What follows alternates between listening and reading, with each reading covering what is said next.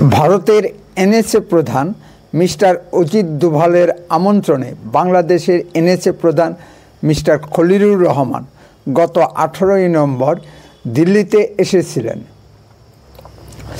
নির্ধারিত কর্মসূচির একদিন আগেই মিস্টার খলিলুর রহমান দিল্লিতে উপস্থিত হয়েছিলেন। সঙ্গে করে নিয়ে এসেছিলেন বাংলাদেশে আরও একজন কর্মকর্তাকে। বাংলাদেশ সরকার মিস্টার খলিলুর রহমানকে একা ছাড়তে বিশ্বাস পায়নি। ভারত সরকার মিস্টার খলিলুর রহমানের ভারত সফর সীমিত করে দিয়েছে। উপলক্ষ কলম্বো সিকিউরিটি কনক্লেভে যোগদান। এই আন্তর্জাতিক ফোরামটি তৈরি হয়েছে গত 7 বছর আগে। গত বছরই বাংলাদেশ শেখ হাসিনার আমলে এই আন্তর্জাতিক ফোরামের যোগদান করে এবং সভাপতির পদ লাভ করে। তারপর বাংলাদেশের উপর দিয়ে অনেক জল গড়িয়ে গেছে। শেখ হাসিনাকে তাড়িয়ে বাংলাদেশের ডক্টর মোহাম্মদ ইউনূসের অস্থায়ী অন্তর্বর্তীকালীন সরকার প্রতিষ্ঠিত হয়। নমস্কার, আপনারা শুনছেন উত্তরে কণ্ঠ। উত্তরে কণ্ঠ থেকে আমি প্রভাত বসাক, তুফানগঞ্জ, কোচবিহার। আমেরিকার ডিপ স্টেট থিওরির ষড়যন্ত্রে বাংলাদেশের সাবেক প্রধানমন্ত্রী শেখ হাসিনা ক্ষমতাচ্যুত হন এবং পালিয়ে ভারতে আশ্রয় নেন। পৃথিবীর 56টি মুসলিম দেশ থাকতেও বিপদগ্রস্ত শেখ হাসিনাকে কেউ আশ্রয় দেয়নি। শেখ হাসিনা একমাত্র হিন্দু ভারতে আশ্রয় পেয়েছে। সে এক অন্য কাহিনী, এখানে বলার কথা নয়। অজিত দোভাল ও খলিলুর রহমান দিল্লি বৈঠকের সব বিষয়বস্তু প্রকাশিত হবে না। উভয় পক্ষই যেন দেশে ফিরে চুপ মেরে গেছেন। তবে সংবাদ মাধ্যম সূত্রে যেটুকু জানা গেছে, মূল বৈঠকের আগে প্রায় 1 ঘন্টা 40 মিনিট ধরে উভয় পক্ষের মধ্যে উত্তপ্ত কথা কাটাকাটি হয়। মিস্টার খলিলুর রহমান ভারতের এনএসএ প্রধান মিস্টার অজিত দোভালকে বাংলাদেশ সফরে আমন্ত্রণ জানান। অনেকেই মনে করছেন যে শেখ হাসিনার প্রত্যাবর্তন নিয়ে উভয়ের মধ্যে কথাবার্তা হবে। শেখ হাসিনার প্রত্যাবর্তন বিষয়টি ভারতের এনএসএ প্রধান মিস্টার অজিত দোভালের এখতিয়ারের মধ্যে পড়ে না। ফলে এই নিয়ে উভয় এনএসএ প্রধানের মধ্যে কোনো কথা হয়নি। কথা হয়েছে মূলত উভয় দেশের নিরাপত্তা সংক্রান্ত বিষয়গুলো এবং অতি সম্প্রতি দিল্লি বিস্ফোরণ কাণ্ড নিয়ে। মিস্টার অজিত দোভাল মিস্টার খলিলুর রহমানের হাতে বাংলাদেশে বসে যে ভারত বিরোধী চক্রান্ত চলছে তার ডসিয়ার অর্থাৎ প্রমাণপত্র তুলে দেন। মিস্টার খলিলুর রহমান ভারতের উদ্বেগের বিষয়টি অস্বীকার করতে পারেননি। সরি বলে পাশ কাটিয়ে গেছেন। ভারতীয় চাপের মুখে মূল বৈঠকে মিস্টার খলিলুর রহমান 1-1.5 মিনিট বক্তব্য রেখেছেন। খলিলুর রহমান স্বীকার করতে বাধ্য হয়েছেন যে সীমান্ত পারের সন্ত্রাস নিয়ে ভারতের যথেষ্ট উদ্বেগের কারণ আছে। বাংলাদেশও সন্ত্রাস বিরোধী লড়াইয়ে আছে। তখন মরিশাসের প্রতিনিধি মিস্টার খলিলুর রহমানকে দিল্লি বিস্ফোরণ কাণ্ড নিয়ে বাংলাদেশের সম্পৃক্ততার কথা তুলে ধরেন। মিস্টার খলিলুর রহমান এর সরাসরি কোনো উত্তর দিতে পারেননি। সবচেয়ে আশ্চর্যের বিষয় হলো অজিত দোভাল ও খলিলুর রহমানের দ্বিপাক্ষিক বৈঠকে তৃতীয় পক্ষ হিসেবে মার্কিন প্রতিনিধি উপস্থিত ছিলেন। কেন তৃতীয় পক্ষ হিসেবে মার্কিন প্রতিনিধি উপস্থিত ছিলেন, এই নিয়ে ভারত বাংলাদেশের বিভিন্ন মিডিয়ায় নানা জল্পনা কল্পনা চলছে। মিস্টার খলিলুর রহমান আসার আগেই বাংলাদেশের মিডিয়া থেকে প্রচার করা হয়েছিল যে মিস্টার খলিলুর রহমানকে দিল্লি গেলে মিস্টার অজিত দোভাল তাকে আটক করে রেখে দেবেন। এই ভয়ে কি বাংলাদেশের সরকার মিস্টার খলিলুর রহমানকে দিল্লিতে পাঠাতে চায়নি, তার পরিবর্তে অন্য কাউকে পাঠাতে চেয়েছিল।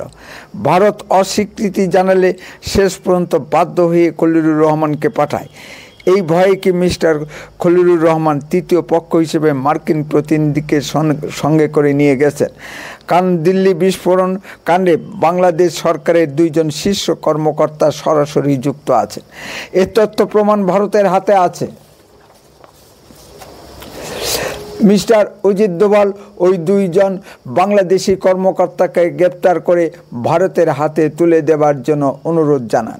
এখন বাংলাদেশ কি করবে সেটা বাংলাদেশের ব্যাপার। কথা হয়েছে ভারতের চিকেন নেক, লালমনিরহাট সামরিক বিমান ঘাঁটি, চীনে গিয়ে ডক্টর মোহাম্মদ ইউনূসের 7 সিস্টার সম্পর্কিত কিছু উস্কানিমূলক বক্তব্য, বাংলাদেশের 42টি জঙ্গি শিবির ও অতি সম্প্রতি পাকিস্তানের সামরিক কর্মকর্তা সৈয়দ মাহমুদ মির্জার হাতে উত্তর পূর্ব ভারতকে সঙ্গে নিয়ে বৃহত্তর বাংলাদেশের মানচিত্র তুলে দেওয়া প্রসঙ্গ নিয়ে মিস্টার খলিলুর রহমান দু একটি প্রশ্নের উত্তর দেবার চেষ্টা করেছেন। যেমন ডক্টর মোহাম্মদ ইউনূসের বয়স হয়েছে, কথার খেই ধরে রাখতে পারছেন না, উল্টোপাল্টা বক্তব্য রাখছেন, সরি বলে পাশ কাটিয়ে যান। বৃহত্তর বাংলাদেশের মানচিত্র প্রসঙ্গে বলেন যে ওটি একটি শিল্পকর্ম। তখন আমাদের এনেছে প্রধান মিস্টার অজিত দোভাল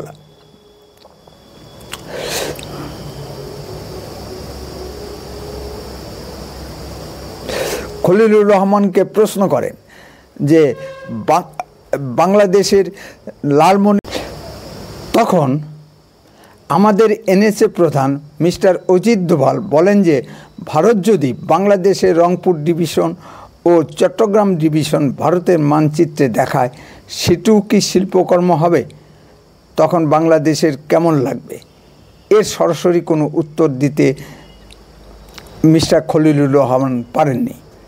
বাংলাদেশের বর্তমান নেতৃবৃন্দ প্রায় সকলেই বলে থাকেন যে ভারতের চিকেন নেক অবরুদ্ধ করে 7 সিস্টার দখল করে নেওয়া হবে। ভারত পরিকল্পনা করেছে চিকেন নেক আর রাখা হবে না।